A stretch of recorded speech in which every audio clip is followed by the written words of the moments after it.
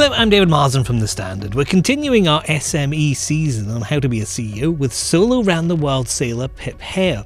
Pip's going to be appearing at the Watercooler, a 2-day event about workplace wellbeing being held alongside the Evening Standard's SME Expo on April 23rd and 24th at XL London. It's free to attend both.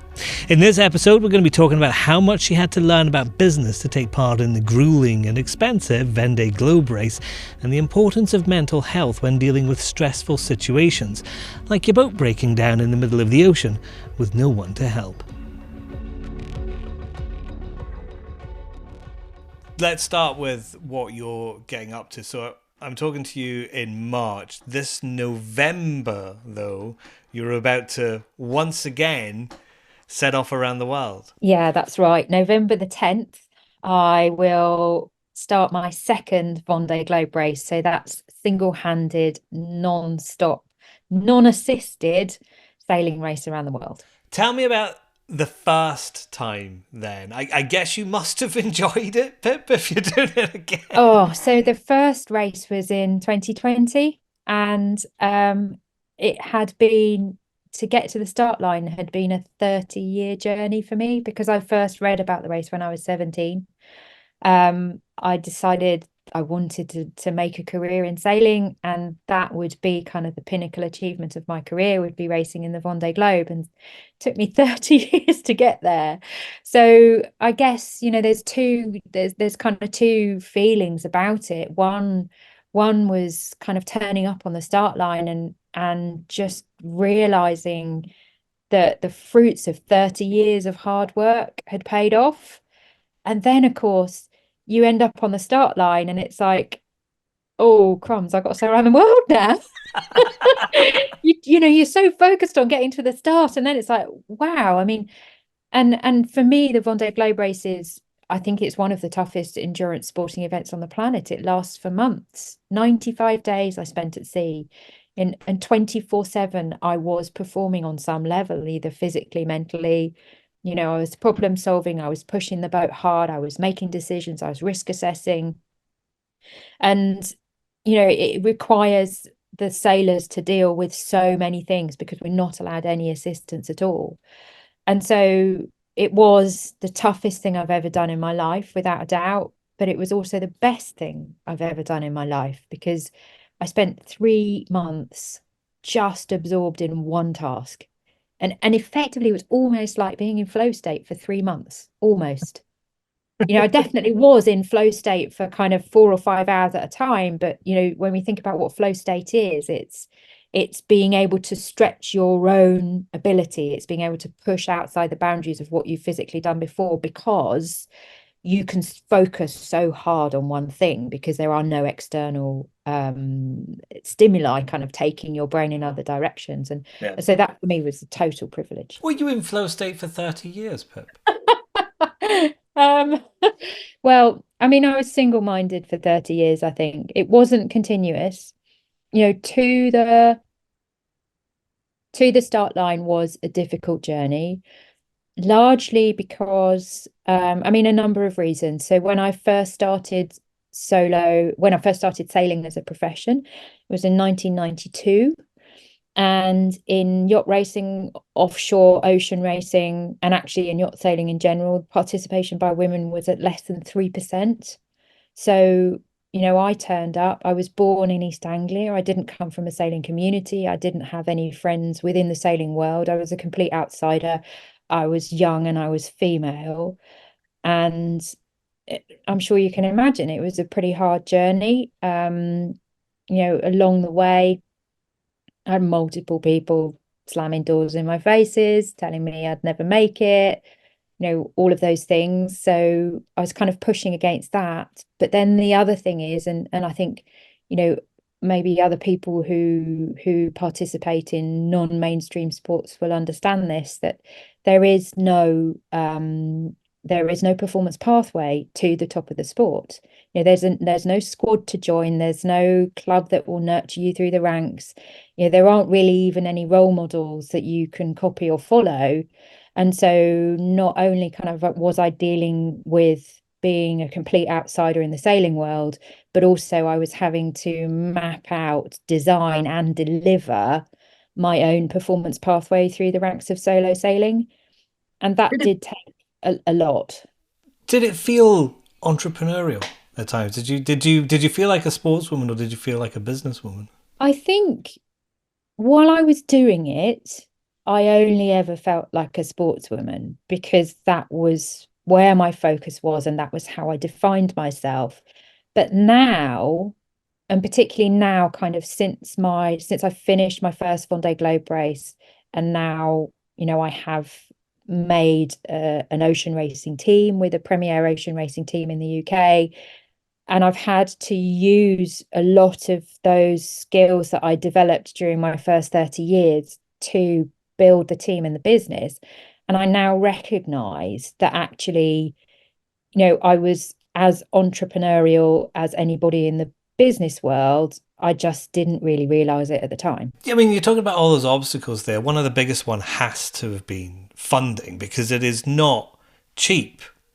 The yachts you're using, the vessels you're using, they're not cheap alone. How did you gather support then to make that happen? Yeah, I think you've hit the nail on the head. So we, through my initial stages of development in the sailing world, it was just about getting places on cruise. And then eventually I was able to get my own boat when the boats were 21 foot long. I bought a boat instead of a house. I kind of was able to make my way through. And then you get to the stage where you're competing at such a high international level on equipment. That is the equivalent of a Formula One car in motorsport. The boats that we race now, to build a new one would cost about £6 million. And they are state of the art, with all the electronics, the equipment on board, all of those sorts of things. And so immediately there's a massive blocker because if you can't get a boat, you don't have a campaign. If you don't have a campaign, there's nothing to invest in for sponsors. And so you're going to a sponsor with a pretty piece of paper saying, hey, back me, I'm going to be great. But without a sponsor, how are you going to get a boat? And there's this, chicken and egg thing. And so I kind of took, I guess my big leap was in 2018, I managed to find a completely knackered old Imoca boat that would qualify to race in the Vendée. And it was in pieces. It really was knackered. And I spoke to the owner, and the owner agreed that I would be able to charter it for a very low fee, which I believed would be affordable month on month. So he agreed I could charter it for €2,000 a month. And just to kind of give you a benchmark on that, so a new boat costs about 6 million to build.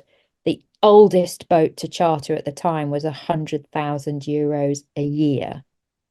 So this was a great deal. That is a great deal, yeah. Other than the fact the boat was absolutely knackered, and part of the deal was that I had to be responsible for all the maintenance and upkeep.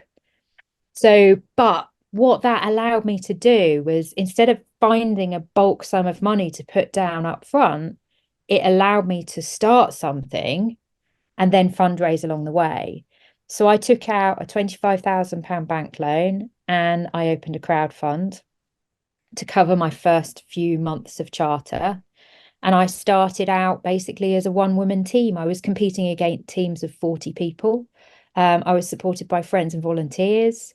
Month on month, we maintained the boat, went out training, entered races, looked for sponsors, covered all bases by myself and supported by volunteers. And month on month, we made it through. And my philosophy was, if I started something and I put every ounce of my skill and energy into it, every single waking moment, I would push it as far as I could. And in doing that, I was putting myself ahead of everyone else who was going to sponsors with a piece of paper, because I already then had something to invest in. And the investment wouldn't bring it. I wasn't asking for an investment to bring my campaign into reality. I was asking for an investment to make my campaign as competitive as it possibly could be. The investment was always around performance, not around creation.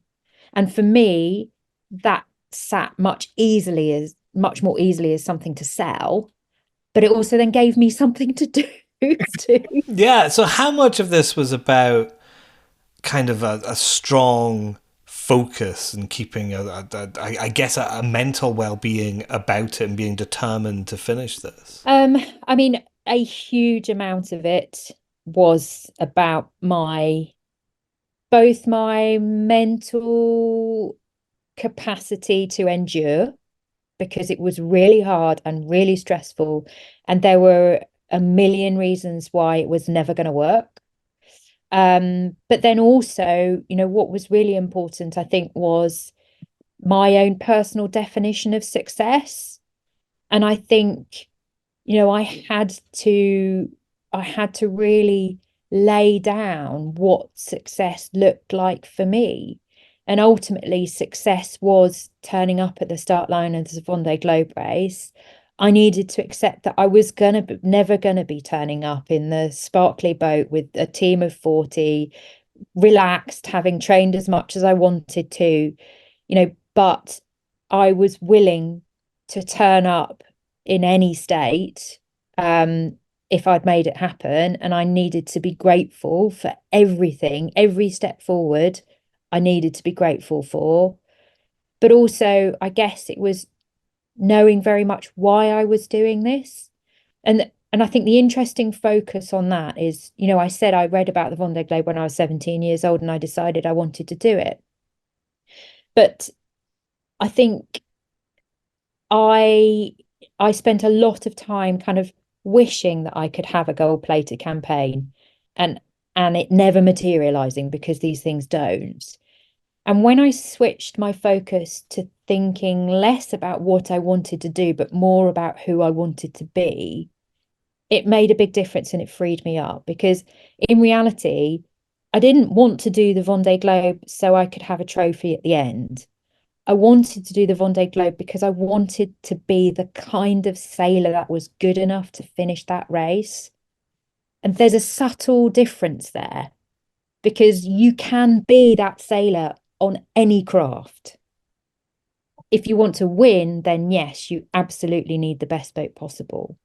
But you could still be the kind of sailor that could win without that kind of boat. Without kind of downgrading it, it's like an achievable ambition, I guess. Incredibly hard. I'm not saying that, but it's something you can absolutely do, because you're not going to get 100 million, but you might get enough just to get that boat. Yeah. And it wasn't, and kind of, as you say, it was never a bucket list thing. It was always about performance, but it was about accepting what I had and performing with that. And we did. I had the second oldest boat in the fleet, of a fleet of 33 boats. I should have finished 32nd. I finished 19th. And at the highest point in the race, before I broke my rudder in the Southern Ocean, I was 15th. I was ahead of skippers who had raced multiple times in the Vendée Globe before, and I was ahead of boats that had been launched the previous year on budgets of tens of millions.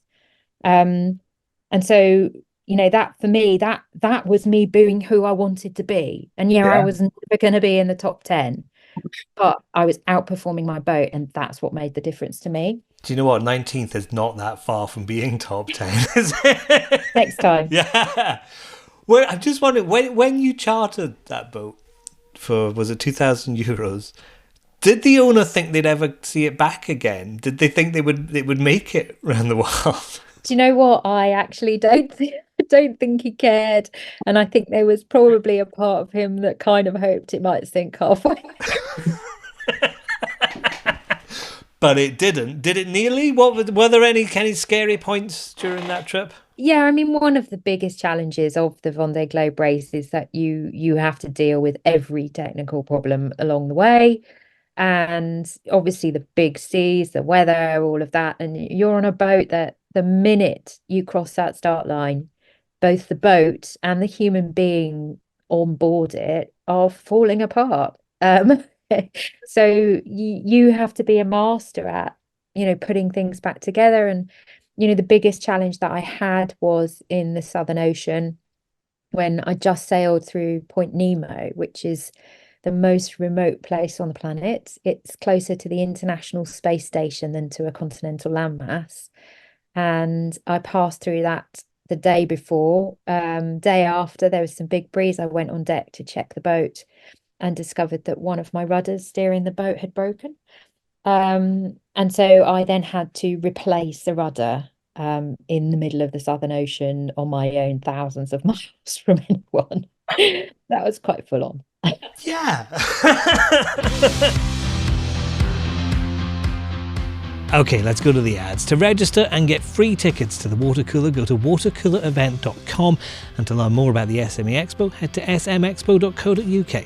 We'll be back after these.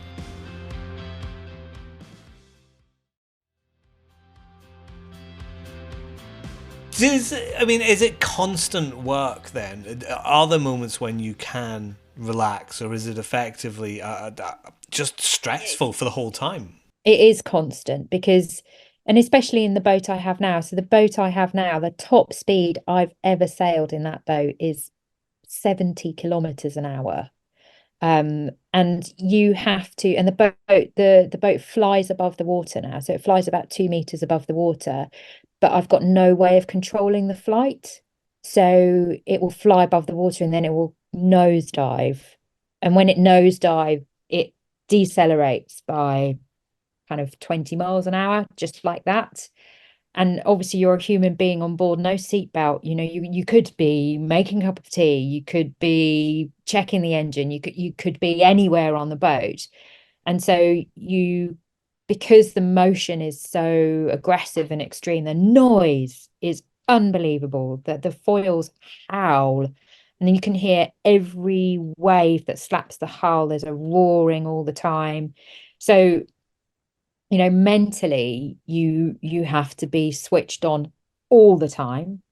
And then the boat just will take all the attention you give to it.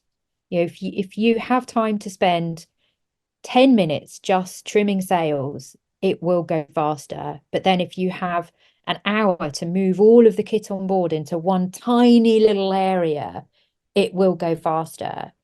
In 95 days on the last race, I had 105 technical problems that I had to solve. And in amongst that, we have to make water. We have to keep the batteries topped up. We've got to do all of our media to the shore. We sleep for kind of 30 minutes at a time, just on the floor in the kit we're wearing. So there is a constant demand of your time. There's always something that you could do. But for me, I always make sure that kind of in a 24-hour period, I give myself, even if it's just 10 minutes, I give myself 10 minutes just to, I do this kind of zoom out thing where I just allow myself, it is just being in the moment, I suppose, but I basically just kind of get on deck. I just zoom away from the boat. I zoom out of the boat. I just look at this incredible machine flying through the ocean, at the horizon around me, at the immense vastness of nature, and I just feel it, and I feel how amazing it is to be taking part in a sport like that. And I get some perspective on the journey that I've made as a person to be, one of the top 20 in the world in my sport, to be there and to have had made that happen myself. And you can get so locked into the, oh, I've got to do this, I've got to do this is happening, oh no, this has happened, and you do get into this spiral of being knocked over again and again and again, because there is so much to do. And so every day it's important to gain that perspective and to feel some joy and some pride in what you're doing. It just kind of helps. Okay, I've got this. I made it this far. I will continue. That's an incredible journey, though, to go from that 17-year-old with doors getting slammed in your face to being in the top 20 of your chosen sport is extraordinary. Did you ever think did you always think, actually, I'm going to achieve this? I mean, like you said, there was only, what was it, 3% of people Yeah. taking part in sport were women? Was that an issue? Oh, it was a massive issue. It was a huge issue at the time. Um, I just got openly laughed at times. And, I remember even when I was kind of qualified and working as a skipper, I remember having male crew who would refuse to go out with me. Just, just constantly people undermining me, questioning me, ridiculing me. But I guess the thing is that when I was out on the water, and even now today, when I'm out on the water, I feel like an equal because Mother Nature doesn't care, absolutely doesn't care. But also, particularly in the sport of solo racing, we get judged on what we do. It's pretty clear, it's pretty black and white when you're out there on the water.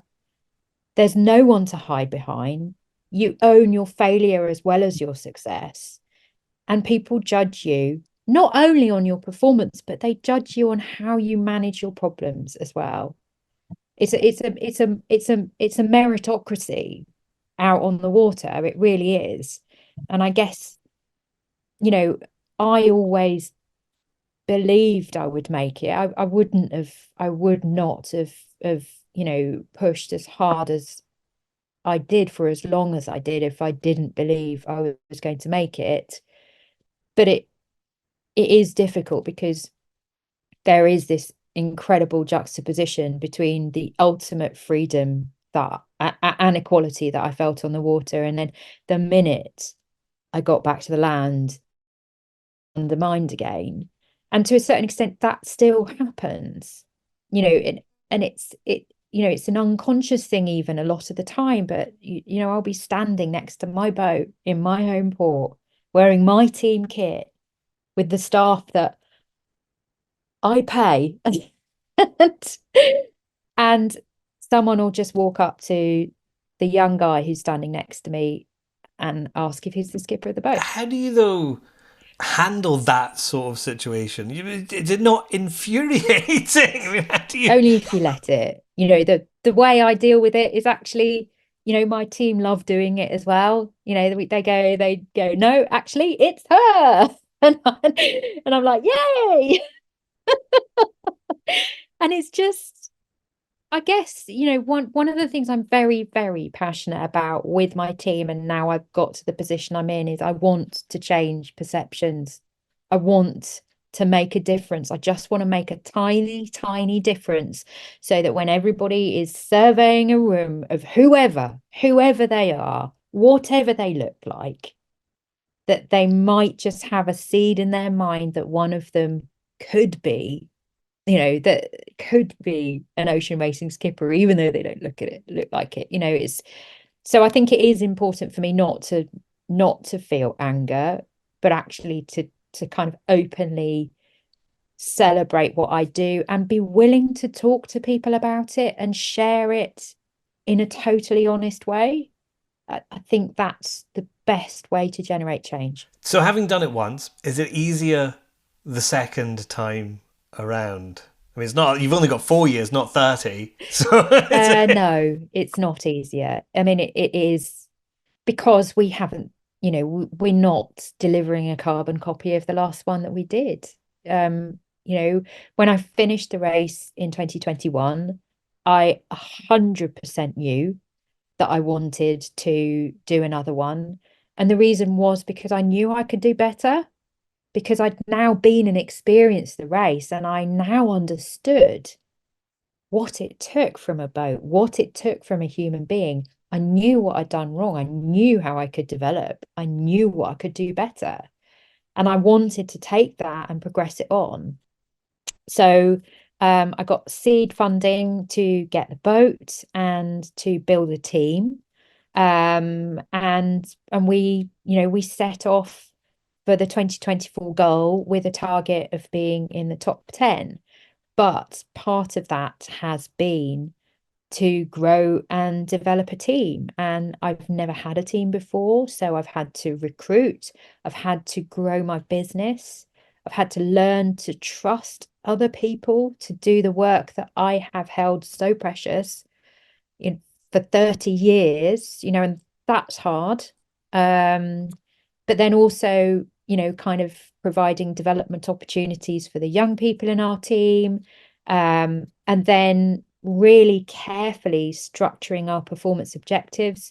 So we took the boat as it was for a year. We raced it hard for a year. Kind of our 2022 was about learning to deliver as a team. And we finished ranked eighth in the world at the end of 2022, which I'm so proud of because I recruited a lot of people from outside the marine industry, and I gave a lot of different people opportunities within the team. And so when we turned up at our first race, we had no idea what to do. And it is just like a Formula One event. So we take the whole team on the road. We take the workshops, we take our equipment, our ribs, we go to a race village, we set up, we get the boat ready, and then off I go. And then in 2023, we realized we needed to upgrade the boat. So we changed it from small foils to big foils. Had to raise a huge amount of funding to do that. And then I had to learn to sail the boat again. And last year, we finished that ranked 13th in the world, because I'd only raced for half a year, and it was a big step up. So now this year, we need to consolidate all of that, bring it all together. And we've got 6 months left to tweak, tune, find ultimate resilience, and then be on the start line in November. So it has been just as challenging as all the rest of it, but that's because we keep moving forwards in our performance goals and objectives. So if someone felt inspired and wanted to help you out this year, Pip, what's the best thing they could do?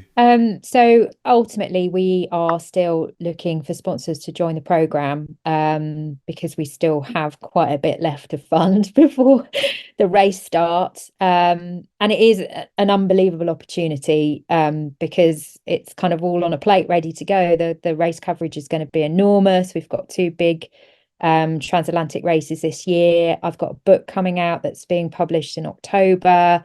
We're talking about a documentary with a mainstream TV channel at the moment. So it's all there for a sponsor just to step in and scoop up. And you can email us through our website to find out more details about that. But kind of other than that, our online community makes a massive difference in both kind of sharing and interacting with what we do. And it's really important to us. So even the act of going to our social media pages, which are at Pip Hare Ocean Racing, and just engaging with the content, sharing it with a friend, all of that helps. But also, we really want to share the race with other people and for them to kind of benefit from what happens within the race, from enjoying it, as well.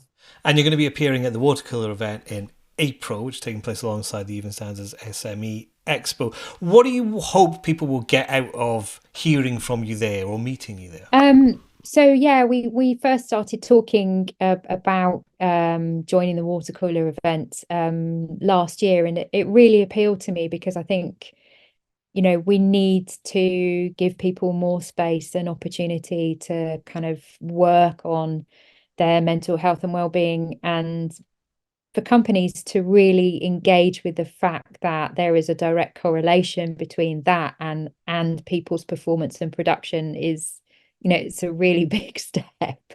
So, I was keen to offer what I could. And I'm going to basically just be talking a lot about the mindset that allows me to manage when I'm alone on the ocean, about how I communicate with my team in times of stress and crisis, because, I'm the ultimate remote worker.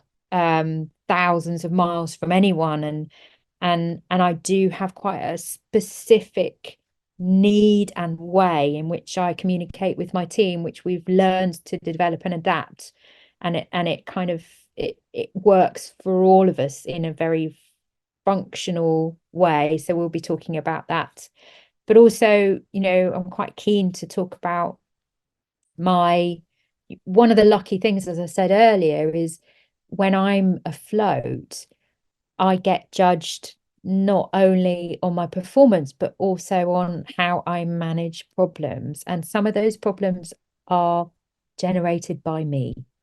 You know, so effectively they are, you know, in one vocabulary, we could say they are my failures, but they're not. They're just bumps in the road that I have to learn to get over myself while I'm at sea. And so, you know, I'd very much like to talk about the mindset that allows you to manage and deal with your own perceived failure, but also kind of those bumps in the road among the team, and how you support people going through dealing with their perceived failures as well. That was Pip Hare of Pip Hare Ocean Racing. For more interviews, news and analysis, head over to standard.co.uk/business. How to be a CEO will be back in 2 weeks. We'll see you then.